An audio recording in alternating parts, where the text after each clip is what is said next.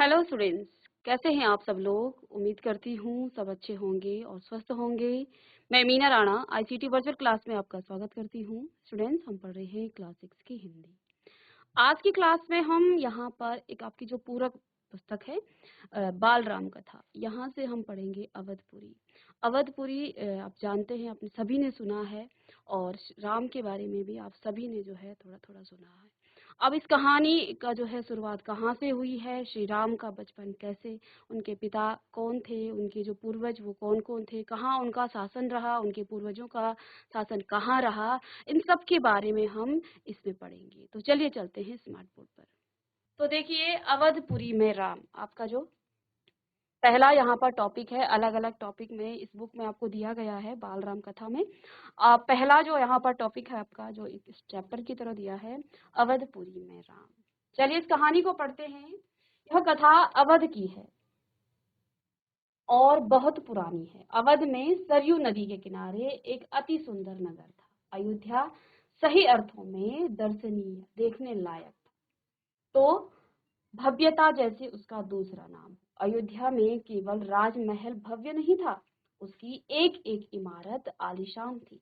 राम आम लोगों के घर भव्य थे, सड़कें चौड़ी थी, सुंदर बाग बगीचे, पानी से लबालब भरे सरोवर और खेतों में लहराती हरियाली, हवा में हिलती फसलें और सरयू की लहरों के साथ जो है खेलती थी। तो यहाँ पर ये कथा किसकी है? अवधपुरी में, अवध की है और ये बहुत पुरानी है। अवध में सरयू नदी, अवध जो है वो सरयू नदी के किनारे एक बहुत ही सुंदर नगर था। ठीक है। अयोध्या सही अर्थों में दर्शनीय है, जिसको अब अयोध्या हम कहते हैं। ठीक है। तो सही अर्थों में ये एक जो है देखने लायक जो है एक नगर था। भव्यता जैसे उसका दूसरा नाम हो। अयोध्या में केवल राजमहल भव्य नहीं था, उसकी एक एक इमारत आलीशान थी। राम आम लोगों के घर जो है भव्य थे, यानी बहुत ही सुंदर लोगों के घर थे। ठीक है। यानी जो आम आदमी था उनके घर ही बड़े सुंदर थे, सड़कें चौड़ी थी, सुंदर बाग बगीचे, पानी से लबालब भरे सरोवर, यानी कि पानी भी जो है प्रचुर मात्रा में उन सरोवरों में पानी था। खेतों में लहराती हरियाली, हवा में हिलती फसलें और सरयू की लहरों के साथ खेलती थी। ठीक है। अयोध्या हर तरह से संपन्न नगरी थी। अब जो ये अयोध्या है, जहाँ के हमारे राजा राम हैं, ये हर तरह से संपन्न नगरी थी। संपन्नता कोने कोने अंतरे तक बिखरी हुई, सभी सुखी, सब समृद्ध। दुखी दुख और विपन्नता को अयोध्या का पता नहीं मालूम था, यानी कि इतनी खुशहाल ये नगरी थी। ठीक है। यहाँ पर जो है सब चीज जो है संपन्न लोग थे। ठीक है। यहाँ के लोगों को दुख क्या होता है और विपन्नता क्या होती है, इसका उनको पता ही नहीं था, या उन्हें नगर की सीमा में प्रवेश की अनुमति नहीं थी। ठीक है। तो इस नगर में जो है सभी परिवार, जितने भी लोग इस अवध नगरी में, इस अयोध्या की नगरी में रहते थे, सभी जो है बड़े संपन्न थे, सभी खुशहाल थे। किसी को भी ये नहीं पता था कि दुख क्या होता है, विपन्नता क्या होती है। ठीक है। सभी जो है अपने खुशहाल जीवन वो सब लोग जी रहे थे। मानो कि जो दुख है उसे वहां उस नगरी में प्रवेश होने का जो है इजाजत ना हो। ठीक है। ऐसा पूरा नगर विलक्षण था, अद्भुत और मनोरम था। उसे ऐसा होना ही था। वह कौशल राज्य की राजधानी था। राजा दशरथ वहीं रहते थे। तो यहाँ पर पहले हम कहानी, आप जानते हैं सभी, राजा राम के जो पिता हैं, उनके पिताश्री हैं राजा दशरथ। ठीक है। उनके राज में दुख का भला क्या काम, बड़े ही अच्छे राजा थे ये। इन्होंने अपनी मर्यादा, अपनी रीति को जो है, ये अपने वंश की रीति को आगे, जिसको आगे श्री राम ने भी जो है अच्छे से इसको निभाया है। ठीक है। तो उनके राज में दुख का भला क्या काम। राजा दशरथ कुशल योद्धा और न्याय प्रिय शासक थे। जो राजा दशरथ थे वो कुशल शासक भी थे और न्याय प्रिय शासक थे, यानी कि सभी अपने नगर वासियों के साथ न्याय किया करते थे। ठीक है। क्योंकि देखिए, उन्होंने अपनी ही रानी, अपने ही पुत्र को वनवास भेज दिया, क्योंकि अपने वचनों पर वो कायम रहे। आगे हम इसको पढ़ेंगे। ठीक है। महाराज अज के पुत्र महाराज रघु के वंशज, रघुकुल के उत्तराधिकारी। रघुकुल की रीति नीति का प्रभाव जो है हर जगह दिखाई देता है। सुख समृद्धि से लेकर बात व्यवहार तक लोक मर्यादाओं का पालन करते थे, सदाचारी थे और पवित्रता और शांति हर जगह थी, नगर में भी लोगों के मन में भी। तो इस राज्य के, क्योंकि यहाँ का जो राजा था, यहाँ का जो शासक था, वो क्या था, एक कुशल शासक था और न्याय प्रिय शासक था। महाराज अज के पुत्र थे, महाराज रघु के वंशज थे, रघुकुल के उत्तराधिकारी। रघुकुल की रीति नीति का वो प्रभाव हर जगह दिखाई देता था। सुख समृद्धि से लेकर बात व्यवहार तक, यानी कि सुख सुविधाएं तो थी ही, लेकिन उनका जो बात व्यवहार था वो भी बहुत ही प्रभावशाली था। ठीक है ना। लोग मर्यादाओं का पालन करते थे, ठीक है, और सदाचारी थे। पवित्रता और शांति हर जगह थी, नगर में भी थी और लोगों के मन में भी। कई बार क्या होता है, बाहर हम बिल्कुल शांत दिखते हैं, लेकिन हमारे मन में जो है द्वंद्व चल रहा होता है। लेकिन यहाँ रघुकुल के इस राज्य में जो है, यानी कि इस अवधपुरी में सब जगह जो है शांति ही शांति थी, पवित्रता थी और शांति थी, नगर में भी और लोगों के मन में भी, यानी कि सबके मन भी बड़े शांत थे, किसी के मन में राग द्वेष नहीं था। ठीक है। राजा दशरथ यशस्वी थे, उन्हें किसी चीज की कमी नहीं थी। तो ये कहानी जो है अवधपुरी में यहाँ पर राम के पिता राजा दशरथ की यहाँ पर कहानी, उनसे पहले उनके पिता की ये कहानी यहाँ पर है। उन्हें किसी चीज की कमी नहीं थी, राज सुख था, कमी होने का प्रश्न ही नहीं था। तो उनके भाग्य में जो है राज सुख था, इसलिए कमी होने का तो कोई प्रश्न ही नहीं था। लेकिन उन्हें एक दुख था, छोटा सा दुख। क्या था दुख? मन के एक कोने में छिपा हुआ, वह रह रहकर उभर आता था, उन्हें जो है टालता रहता था। किसे? राजा दशरथ को। अब वो दुख क्या था? उनकी कोई संतान नहीं थी। राजा दशरथ जो है बड़े संपन्न थे, बड़े प्रभावशाली राजा थे और अपने राज्य को जो है वो सभी को जो है सुखी रखते थे, सभी के मन में शांति थी, पूरा जो नगर है वो शांत रहता था, है ना। मतलब सबको जो है संपन्नता थी। देखिए शांति कब होती है? जब हर चीज की आपको जो आपकी आवश्यकताएं हैं वो सभी पूरी हो रही हैं, तो सभी शांत रहेंगे। ठीक है। आयु लगातार बढ़ती जा रही थी, लेकिन इन राजा के भाग्य में जो है अभी तक इनकी कोई संतान नहीं थी। सभी कुछ था, राज सुख था, तो किसी चीज की कमी होने का तो प्रश्न नहीं था। लेकिन इनके मन में एक चिंता थी। वो चिंता क्या थी? कि इनकी कोई अपनी संतान नहीं थी। आयु लगातार बढ़ती जा रही थी। उनकी 3 रानियां थी। अब राजा दशरथ की 3 रानियां थी, उनकी जो है लगातार आयु बढ़ रही थी। 3 रानियों के होते भी इनकी कोई भी संतान नहीं थी, कौशल्या, सुमित्रा और कैकेयी। रानियों के मन में भी बस यही एक दुख था, और क्योंकि उनकी कोई संतान नहीं थी तो रानियों के मन में भी एक यही दुख था कि उनकी संतान नहीं है। संतान की कमी जीवन सूना सूना लगता है, और बिना संतान के जीवन में जो है फिर कुछ जो है करने का जो है आदमी को आगे ये लगता है कि मैं आगे किसके लिए करूं। तो इन रानियों का भी और राजा दशरथ के मन में भी यही विचार थे कि इनका जो जीवन है, सब कुछ होने के बाद भी इनका जीवन सूना सूना सा लगता था। राजा दशरथ से रानियों की बातचीत प्रायः इसी विषय पर आकर रुक जाती थी, यानी कि ये भी आपस में कहते थे कि हमारी कोई संतान नहीं है, इसके लिए कोई उपाय कीजिए। राजा दशरथ की चिंता बढ़ती जा रही थी, और अब जो है राजा दशरथ की जो चिंता है वो भी बढ़ती जा रही थी। बहुत सोच विचार कर महाराज दशरथ ने इस संबंध में वशिष्ठ मुनि से चर्चा की। तो बहुत सोच विचार किया गया, ठीक है, और फिर जो है ये विषय राजा ने जो है मुनि वशिष्ठ मुनि से जो है इस बारे में चर्चा की, उन्हें पूरी बात विस्तार से बताई। फिर उन्होंने जो उनके कुल गुरु थे वशिष्ठ मुनि, उनसे जो है बात करी कि गुरुदेव इस तरह की बात है, ये चिंता हमें सताई जा रही है। पहले हर राज्य में जो है राजगुरु होते थे, कुल गुरु होते थे, ठीक है। तो इन्होंने जो है अपने वशिष्ठ जो उनके राजगुरु थे उनसे बात की। तो अब उन्होंने अपनी पूरी चिंता को, अपनी पूरी बात को विस्तार से बताया। रघुकुल के अगले उत्तराधिकारी के बारे में अपनी चिंता बताई कि रघुकुल का जो आगे का जो उत्तराधिकारी है वो कोई भी नहीं है, अर्थात इस राज्य को संभालने वाला आगे कोई और नहीं है। मुनि वशिष्ठ राजा दशरथ की चिंता समझते थे। उन्होंने दशरथ को यज्ञ करने की सलाह दी। तो उन्होंने क्या कहा? ठीक है, आपकी चिंता जायज है, तो आप क्या कीजिए, यज्ञ कीजिए। और पुत्रेष्टि यज्ञ जो है महर्षि ने कहा, और कौन सा यज्ञ? पुत्रेष्टि यज्ञ, ठीक है। महर्षि ने कहा, आप पुत्रेष्टि यज्ञ करें, महाराज आपकी इच्छा अवश्य पूरी होगी। तो राजा मुनि वशिष्ठ ने क्या कहा, आप एक यज्ञ कीजिए, और यज्ञ का नाम क्या था, पुत्रेष्टि यज्ञ। तो यहाँ से प्रश्न भी आपको पूछे जाते हैं, ठीक है, कि राजा दशरथ को जो है कौन से यज्ञ करने की सलाह दी गई, और राजा दशरथ को यज्ञ करने की सलाह किसने दी। तो आप बहुत ध्यान से वो समझिएगा, ठीक है। तो इनको कहा गया कि आप जो है क्या कीजिए, पुत्रेष्टि यज्ञ कीजिए, ठीक है। अब देखिए, यज्ञ महान तपस्वी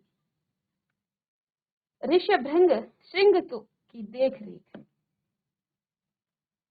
तो जो ये यज्ञ है, ये महान तपस्वी ऋष्य श्रृंग की देख रेख में हुआ। पूरा नगर उसकी तैयारी में लगा हुआ था। तो अब जो है यज्ञ की तैयारी होने लग गई, और ये जो यज्ञ था, ये ऋष्य श्रृंग नाम के तपस्वी से जो है इसके द्वारा ये जो है संपन्न होना था। यज्ञशाला सरयू नदी के किनारे बनाई गई, यानी कि जहाँ पर यज्ञ कहाँ पर किया गया, सरयू नदी के किनारे किया गया।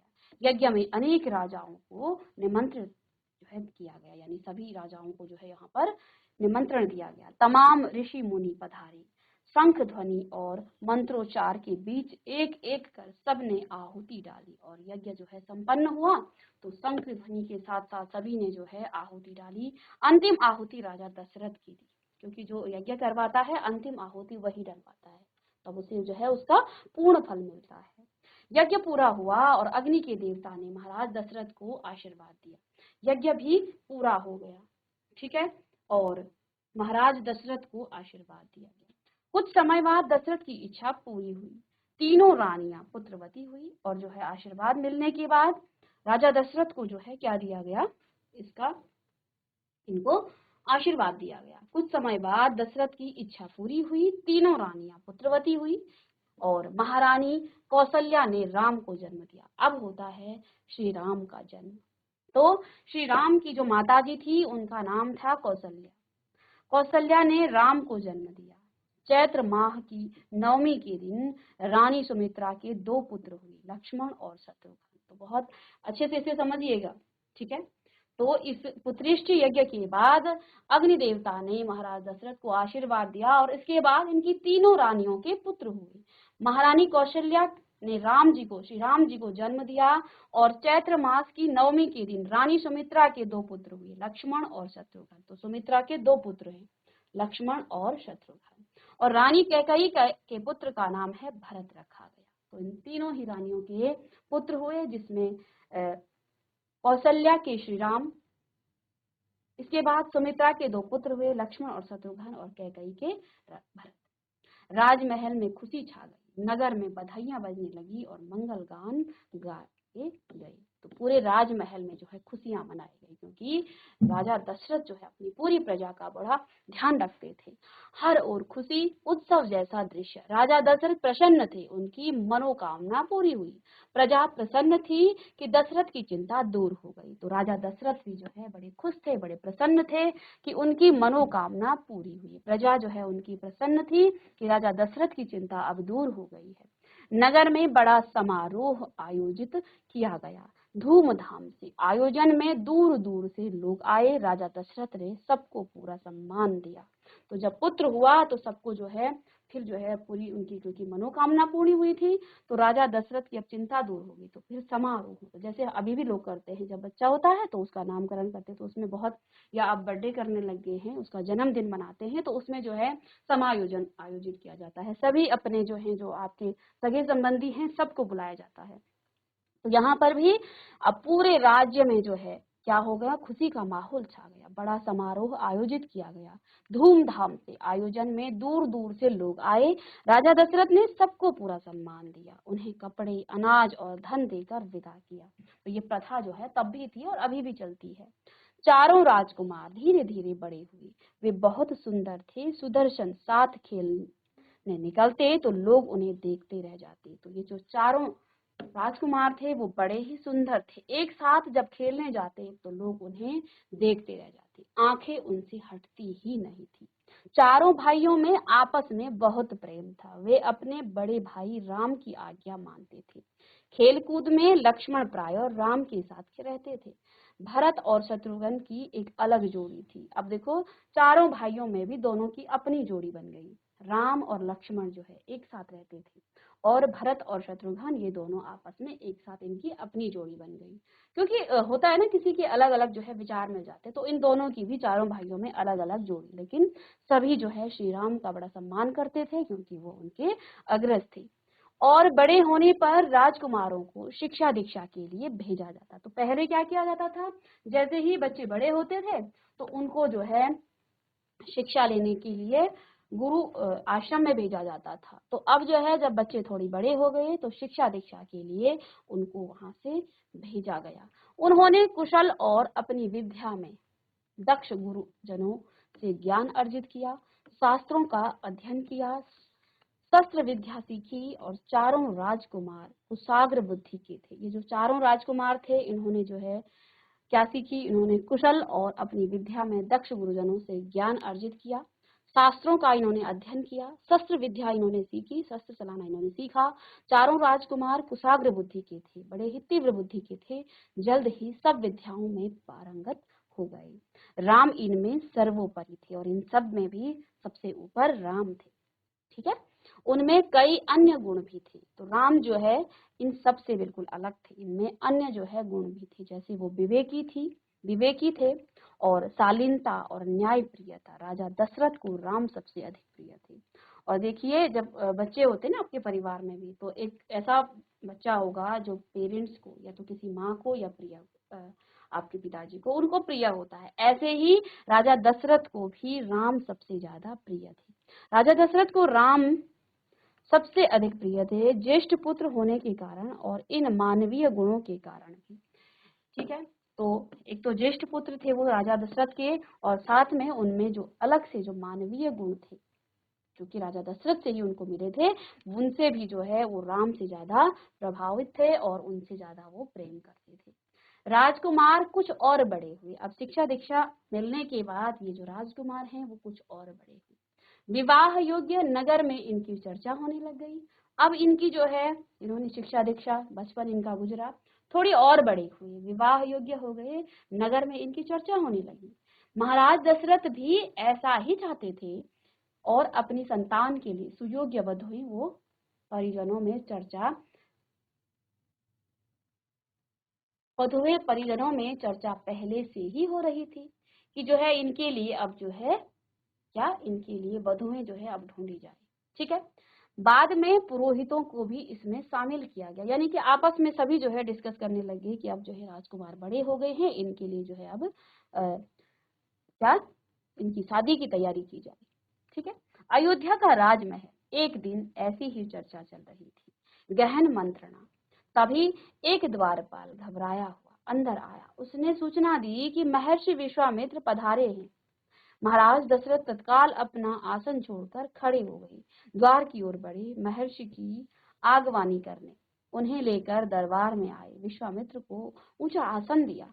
तो देखिए क्या हुआ, अयोध्या का राजमहल। ठीक है, एक दिन क्या हुआ, ऐसी ही चर्चा चल रही थी कि भाई अब इन राजकुमारों के लिए जो है इनकी शादी के लिए लड़की ढूंढी जाए। ठीक है, कन्याएं इनको जो है ढूंढी जाए। गहन मंत्रणा चल रही, आपस में ही डिस्कस कर रहे थे। तभी एक द्वारपाल घबराया हुआ अंदर आया और उसने सूचना दी कि महर्षि विश्वामित्र पधारे हैं। ठीक है, महाराज दशरथ तत्काल अपना आसन छोड़कर खड़े हो गए और द्वार की ओर बढ़े, यानी द्वार की तरफ चले गए, महर्षि की आगवानी करने, उनका स्वागत करने, उन्हें लेकर दरबार में आए। विश्वामित्र को ऊंचा आसन दिया, उनको जो है ऊंचा आसन दिया। विश्वामित्र कभी स्वयं राजा थे, तो ये विश्वामित्र ऋषि जो थे वो कभी राजा स्वयं थे, बहुत बड़े और बलशाली। बाद में अपना राजपाट छोड़ दिया और संन्यास ग्रहण कर लिया। तो अब विश्वामित्र के बारे में भी यहाँ पर आपको बताया गया है कि जो विश्वामित्र हैं वो भी स्वयं एक राजा थे और बहुत बड़े राजा थे, बलशाली राजा थे। बाद में उन्होंने अपना राजपाट छोड़ दिया था और संन्यास ग्रहण कर लिया था, जंगल चले गए और वहीं उन्होंने अपना आश्रम बनाया, उसे उन्होंने सिद्धाश्रम नाम दिया था। तो इस अपने आश्रम को इन्होंने सिद्धाश्रम नाम दिया था। देखिए ये सतयुग की बात है, उस समय जो इंसान है उनकी जो उम्र थी वो बहुत ज्यादा थी, अब हमारी उम्र जो है घट करके बहुत कम हो गई है, उस समय उम्र जो है बहुत ज्यादा थी। तो क्या होता था, पहले बचपन, फिर बीच में युवावस्था, फिर प्रौढ़ावस्था, फिर जो है वानप्रस्थ आश्रम। तो उसमें जो है सभी लोग जो है क्या करते थे, वन को गमन करते थे, ठीक है ना। तो जैसे कि आपने यहाँ रामायण में भी देखी होगी कि इनकी जो महाभारत में भी देखा होगा कि वो एक समय के बाद सभी जो है क्या कर लेते थे, संन्यास ले। तो अलग अलग जो है हमारे शास्त्रों में भी लिखा गया है कि आपको जो एक समय के बाद जब आप पूरा अपने गृहस्थ जीवन को संपन्न कर लेते हैं, उसके बाद आपको वानप्रस्थ करना है, वन में जाकर के तप करना है, ठीक है। अब जो है इंसान की उम्र इतनी नहीं रह गई है, वो अब तो इतनी घटनाएं हो जाती हैं कि वो अपने कभी कभी जो है वो युवा अवस्था में चला जाता है, कई तो अपने किशोर अवस्था में ही बच्चे जो है चले जाते हैं। तो ऐसी ऐसी घटनाएं अब हो रही हैं, लेकिन ये सतयुग की बात है, उस समय जो है सब कुछ बहुत अच्छा था, ठीक है। और ये अब कलयुग लग चुका है, तो इसमें तो बहुत कुछ जो है परिवर्तन आ गया है, ठीक है। तो महर्षि के स्वागत सत्कार के बाद दशरथ ने कहा, महर्षि आज्ञा दे, मैं आपकी क्या सेवा कर सकता हूँ। आप अपने मन की बात कहिए, आपकी आज्ञा का पूरी तरह से पालन होगा। तो तब महर्षि ने क्या कहा, राजन में जो मांगने जा रहा हूँ उसे देना आपके लिए कठिन होगा। तब जो है महर्षि ने क्या कह डाला कि हे राजन, जो मैं आपसे मांगने आया हूँ वो आपको देना कठिन है, यानी कि आप उसे नहीं दे पाएंगे। तो राजा दशरथ क्या कहते हैं, आप आज्ञा दीजिए महर्षि, मैं उसे पूरा करने के लिए तत्पर हूँ, बिल्कुल नहीं हिचकूंगा, ठीक है। मैं सिद्धि के लिए एक यज्ञ कर रहा हूँ। तब जो है महर्षि क्या बोलते हैं विश्वामित्र कि मैं सिद्धि के लिए क्या कर रहा हूँ, एक यज्ञ कर रहा हूँ। अनुष्ठान लगभग पूरा हो गया है, लेकिन 2 राक्षस उनमें बाधा डाल रहे हैं। मैं जानता हूँ कि उन राक्षसों को केवल एक ही व्यक्ति मार सकता है, वह है राम। आप अपने ज्येष्ठ पुत्र को मुझे दे दें ताकि यज्ञ पूरा हो। विश्वामित्र ने कहा। दशरथ पर जैसे बिजली गिर पड़ी, क्योंकि राक्षसों के साथ युद्ध करना है तो इसमें जो है श्री राम को भी हानि पहुंचा सकती है, ऐसा दशरथ सोच रहे हैं। लेकिन विश्वामित्र जानते थे कि श्री राम जो है स्वयं भगवान के अवतार हैं, इसलिए वो जो है उनसे राम को मांगने आते हैं, ठीक है। अब जो है दशरथ पर जैसे बिजली गिर पड़ी, अचकचा गए। उन्हें उम्मीद ही नहीं थी कि मुनिवर उनसे राम को मांग लेंगे। उनके ज्येष्ठ पुत्र, उनके सबसे प्रिय दशरथ चिंता में पड़ गए। तो उनको ये उम्मीद ही नहीं थी कि ये जो है विश्वामित्र मुझसे मेरे पुत्र राम को ही मांग लेंगे। कहते हैं ज्येष्ठ पुत्र को, सबसे प्रिय पुत्र को कैसे मांग सकते हैं। विश्वामित्र दशरथ की दुविधा समझ रहे थे। तो विश्वामित्र भी इस बात को समझ रहे थे कि एक पुत्र को देना और राक्षसों से युद्ध उसे करना है, तो इसमें जो है अब आजकल जैसे कि बॉर्डर पे युद्ध करने की समान है ना। तो ये जो है उनके लिए एक दुविधा का विषय बन गया था। लेकिन विश्वामित्र भी इस बात को समझ रहे थे। उन्होंने कहा, मैं राम को केवल कुछ दिनों के लिए मांग रहा हूँ। तो तब विश्वामित्र ने दशरथ को जो है समझाया कि मैं तुम्हें हमेशा के लिए राम नहीं मांग रहा हूँ, मैं कुछ दिनों के लिए राम मांग रहा हूँ। यज्ञ 10 दिन में संपन्न हो जाएगा। महाराज दशरथ दुखी हो गए, पुत्र वियोग की आशंका से कांप उठे कि कहीं वो राक्षस श्री राम को ना मार दे, ठीक है। दरबार में सन्नाटा छा गया। दरबार दशरथ की दशा देख मंत्री जो है चिंतित थे। तो पूरे दरबार में सन्नाटा छा गया कि अब क्या होगा। युद्ध करने के लिए जो है श्री राम को जो है विश्वामित्र जी मांग रहे हैं। तो पूरा जो है सभी मंत्री चिंतित थे पर चुप थे। लेकिन किसी को कुछ बोलने की हिम्मत ना हुई, क्योंकि ये तो ऋषि थे। तो ऋषि का जो है जो मांगते हैं वो देना इनके राजधर्म था।